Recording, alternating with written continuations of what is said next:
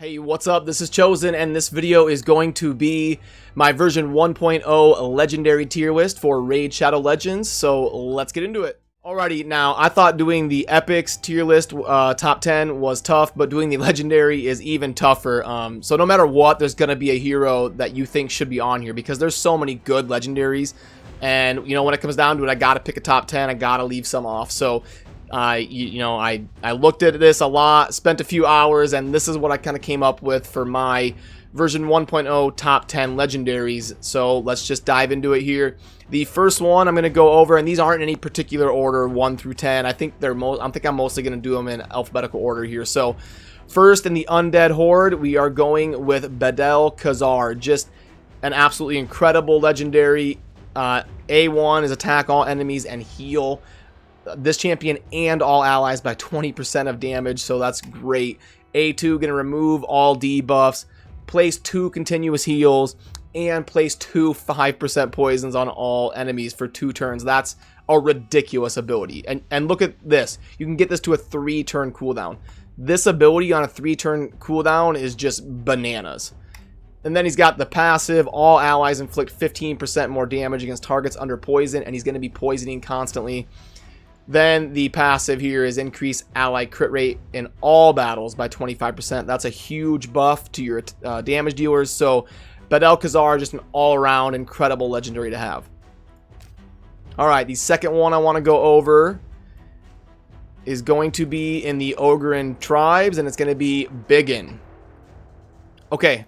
Biggin's A1 is attack 1 enemy and then attack all enemies 1 time if the first hit was critical. So you're going to want crit rate on Biggin for sure, because that's going to be a big AoE and damage boost. A2 attack all enemies with a 30% chance of placing a stun, also a 50% chance to decrease accuracy for 2 turns. And then A3 has a big cooldown, but it's going to be attack on enemies 2 times and decrease the turn meter by 25% and decrease speed by 30%.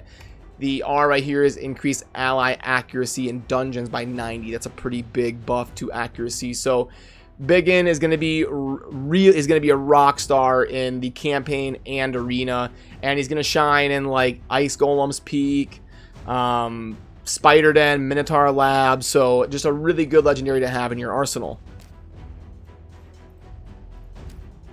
Okay, and then for the next one I'm going to go over, I keep kind of looking at my list, sorry, that's why I kind of seem distracted. Alright, Sacred Order, and we are going to go with Cupidus. One thing that's really cool about Cupidus is he's pretty good at the campaign, and he's a spirit hero, so it's kind of tough to get a good campaign farmer that is spirit, so that's a big plus for him. We've got the A1, attack all enemies and damage increases by 15% if the target has any debuffs, so going to be really important to pair him with somebody that applies debuffs, but he also applies his own. A2 is going to be attack 3 times at random, and each hit has a 50% chance of placing an HP burn debuff, so that's really good for like the clan boss and bosses in general. A4 is going to be a 50% increase attack on this champion for 2 turns and then attack 1 enemy, and also a chance to place an HP burn debuff on all enemies if the first attack kills an enemy. So really good abilities here. They're going to do a lot of damage. And then the passive, inflict 25% more damage to targets under debuffs. That's going to be a really good ability if you're able to pair him with Venus. Venus is another legendary, so going to be really tough to get that pairing of Cupidus and Venus, but if you do, you're going to be rocking and rolling and doing some good things here. The aura is going to be increased ally attack in all battles by 33%. That's an incredible aura. So all around, Cupidus is just amazing in general. He's a campaign farmer that's spirit. He's got AoE, he's got self buffs, he's got a passive, he's got a great aura, he's got a pairing with Venus. So just kind of covers all bases and an amazing legendary. Next one here, I'm going to be going to the Banner Lords, and we're going to be going over Lugan the Steadfast. The A1 is attack 1 enemy, heal all allies except this champion by 25% of the damage inflicted. That's an amazing healing ability to have on A1. Place 60% increased defense buff on this champion, and also place a 50% ally protection buff. That's a really good ability. attack all enemies with an 80% chance to place a block cooldown skills. So Lugan is going to be an arena rockstar. If you get him, you're going to be progressing in the arena for sure. And he's just kind of solid all around. Not the best at farming the campaign, but going to be pretty solid everywhere else and a rockstar in the arena. The next one here I want to go over is going to be in the demon spawn, and it's going to be Prince Kymar. Prince Kymar, A1, attack all enemies, place a 5% poison if it's critical, so getting crit on him is going to be crucial. A2, attack all enemies, remove all buffs, and place a sleep debuff, so that's like a really good PvP offensive arena ability. A3, reset the cooldowns of all ally skills and fill the turn meter of all allies except this champion by 20%. It is on a big cooldown. You can get to the cooldown quickly and reduce it to 6, but that is still a really long ability, but it's a very impactful, game-changing ability. So kind of similar to Lugan, Prince Kymar is going to be an arena rockstar, but he's also going to be really good at the campaign and really good at certain dungeons like Ice Golem's Peak, Spider's Den, because he has a lot of AoE, and the Magic Keep. So just a really good all-around legendary here. The next one I want to get into is going to be in the Dark Elves, and it's going to be Ray. Ray also looks really cool with all the head wrap and kind of the outfit and the long hair. So one of the cooler looking legendaries in the game, in my opinion. But yeah, Ray is just kind of a solid all-around legendary. The A1 here is attack all enemies and then place a 60% decreased debuff on defense for 2 turns. And then the A2, attack all enemies again and inflict 50% more damage against targets under debuffs, which she applies with her A1. And then another attack all. So tons of AoE coming from Ray. Remove all buffs and a 50% chance of placing a freeze. So she is going to be incredible on the offensive side of the arena and like Ice Golem's Peak. She's going to be good in a few other dungeons as well. And she's also really good in the campaign because of having so much AoE. She's got an aura to increase ally speed in dungeons by 33%. That's a huge speed buff, so she's a good one to have as the leader for farming dungeons like Ice Golem's Peak, Spider's Den, because she has a ton of AoE. So I really like Ray. She'd be a fun legendary to have. Next one here, we're going to be going into the Sacred Order. And we're going to be going over Sir Nicholas.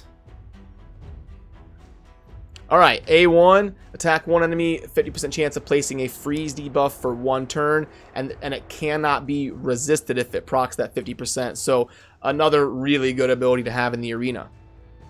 A2, attack all enemies, place a shield buff on all allies for 2 turns, and it's equivalent to 30% of the damage inflicted. A 2 buff shield is going to be really good there for defense.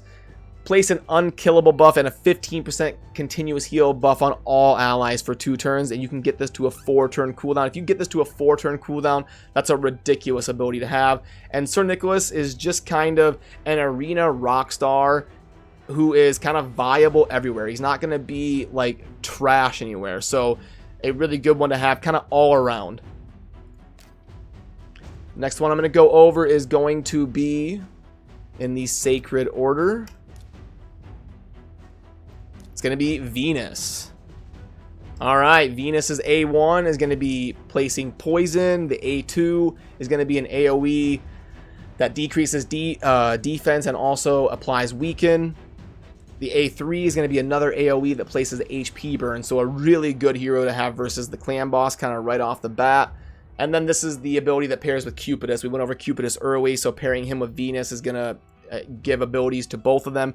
This one removes all buffs from all enemies and a 50% chance of granting extra turns, so that's a really good ability to have.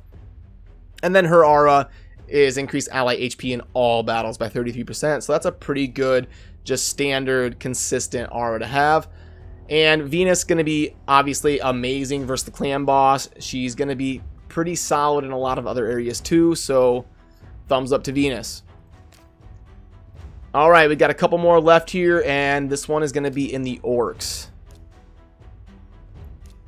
Going over Warlord. Ability 1, attack one enemy, a 25% chance of increasing the duration of all debuffs by 1 turn. So that can be like really good versus the clan boss. If you've got a lot of poisons and weakens and stuff on the clan boss, boom, his A1 has a chance of making all of them last an extra turn. And this A2 ability is just ridiculous. It's so good. You can easily get to the cooldown right away. If you get this to 3 turns, I mean, place a block debuffs on all allies for a turn. Place a shield buff equal to 30% of this champion's max HP. He's probably going to have a lot of HP, so that's going to be a big shield for 2 turns. And heal all allies by 25%. That is just a crazy ability to have on a 3-turn cooldown. So that alone kind of is what bumped him up into my top 10. And then this ability has a pretty big cooldown, but it's going to be an AoE with a chance to put enemies on cooldown and deplete their turn meters. So another really game-changing ability there. Increase ally resist in all battles by 50 is going to be Warlord's Aura. All right, getting into the last one. Going to be going back to the Dark Elves. And we're going to be going over... Where are we at here? Oh, clicked the wrong one. All right, Xavia. A1 is going to be a big kind of poison debuff placer. A2 is going to be an AoE with another chance to place poison. So Xavia going to be another just incredible hero against the clan boss.